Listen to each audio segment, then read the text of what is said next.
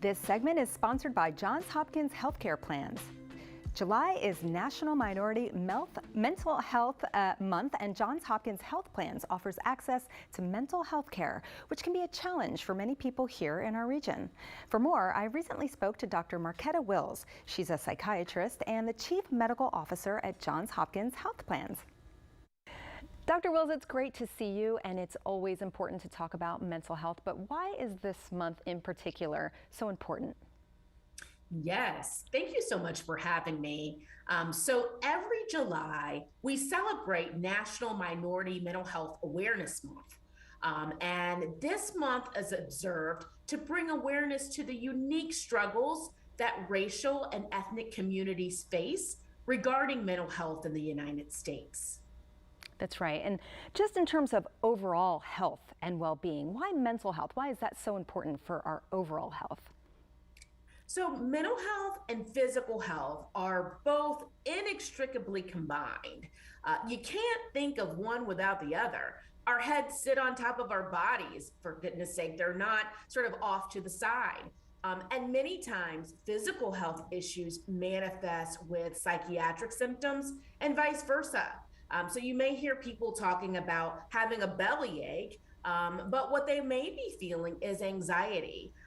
Unfortunately, in our society, and many societies around the world, there's a stigma around mental health. And so bringing it forward, having a month to really talk about and unpack that helps to break that stigma and allows us all to live more healthy lives.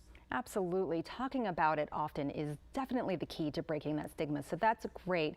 And let's talk a little bit about the quality of health care. What can we do in general to just increase the quality of health care?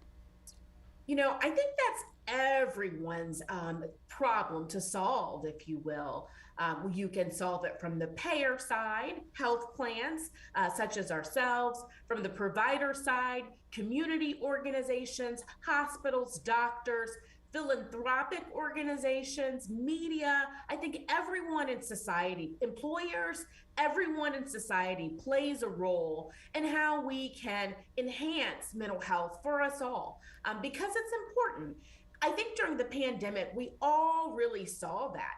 And in many ways, that was one of the silver linings of the pandemic was the issues of mental health became more accessible to more people. And you hear more people having conversations about taking care of their mental health for themselves and for their loved ones.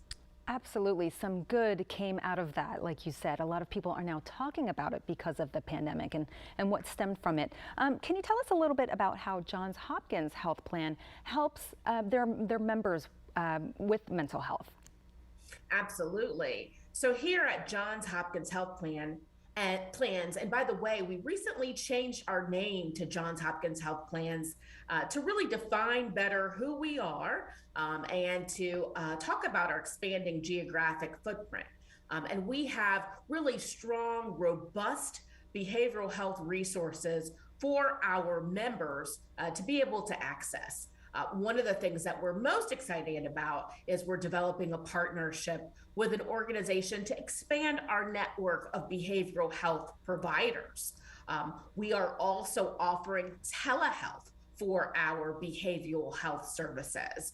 And so we are just thrilled about our expanded reach and our ability to incorporate behavioral health and physical health services for our members.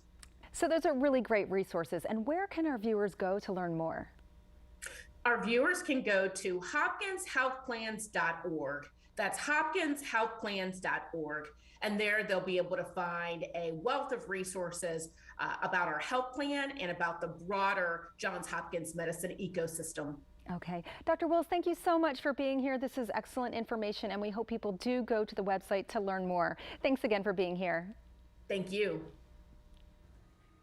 For more information, visit hopkinshealthplans.org.